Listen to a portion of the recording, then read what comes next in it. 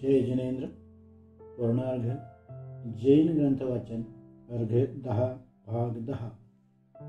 वास्तुकला। जैनागमामध्ये 72 कलांचा उल्लेख मिळतो। त्यामध्ये स्कंधावारमान, नगरमान, वास्तुमान, स्कंधावार निवेश, वास्तुनिवेश व नगरनिवेश या कलांचा संबंध वास्तुकलेशी आहे। तसा अनेक कलांचा संबंध येऊ शकतो, पण प्रामुख्याने वरील कला संबंधित आहेत।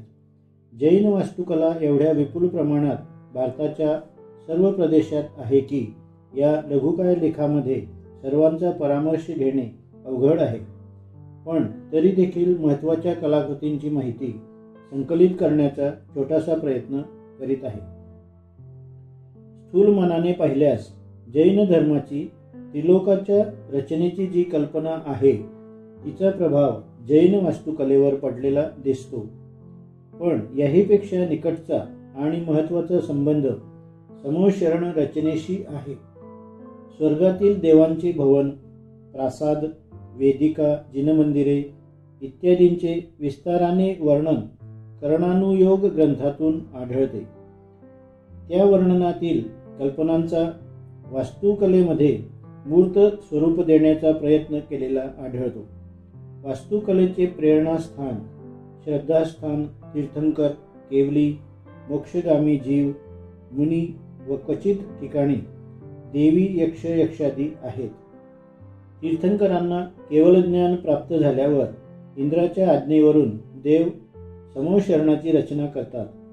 वास्तुकलेच्या दृष्टीने अनेक शास्त्रातून आलेले समोशरणाचे वर्णन अतिशय महत्त्वाचे आहे। वास्तुकलेच्या संबंधाने पुढील प्रमाणे वर्णन होऊ शकते। समोशरणाची रचना गोलाकार व विस्ताराने 12 योजन प्रमाण असते। चारही दिशेकडून 1-1 हात उंच अशा 2000 पायऱ्या असतात। वीथींच्या दोन्हीकडून वेदिका असतात। बाहेरच्या कोटास धुलीशाल म्हणतात। चारही दिशांना गोपूर द्वार असतात। त्यामध्ये अष्टमंगल द्रव्ये, नवनिधी असतात।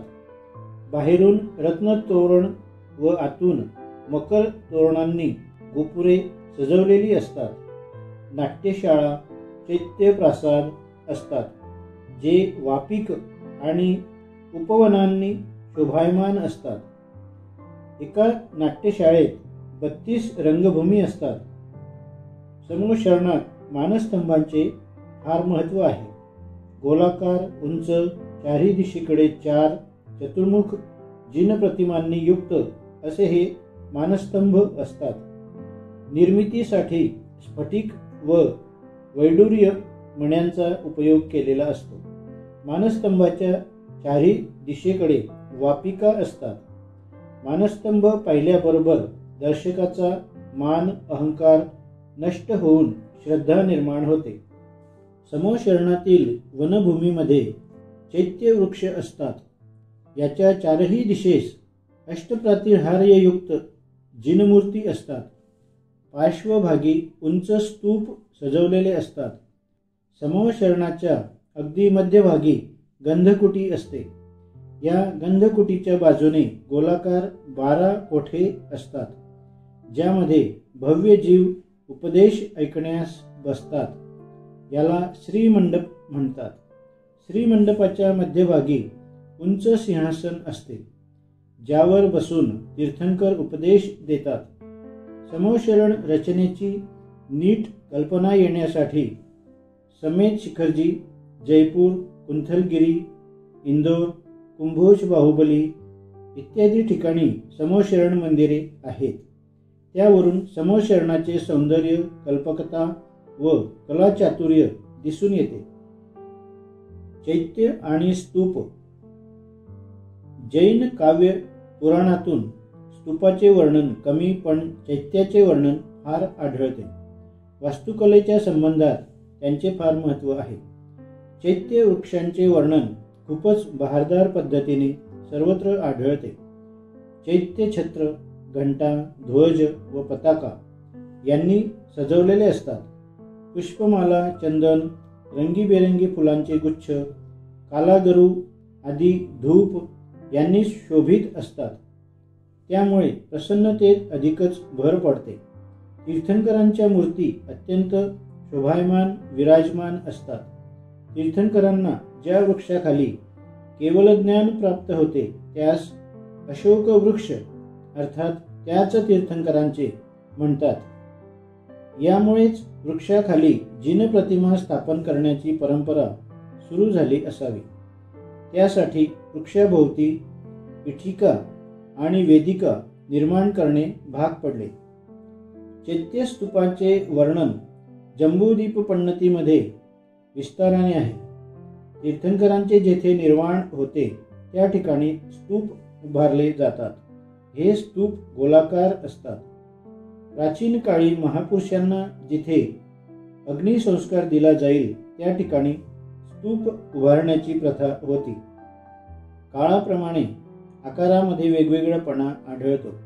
स्तूपाभोवती प्रदक्षिणा घालण्यासाठी व्यवस्था केलेली आढळते. धवल टीकेचे कर्ते वीर सेनाचार्य यांनी स्वतःला पंचस्तूपान्वयी म्हणून घेतले आहे. यावरून निदान त्या काळी तरी स्तूप फार मोठ्या प्रमाणात असावेत.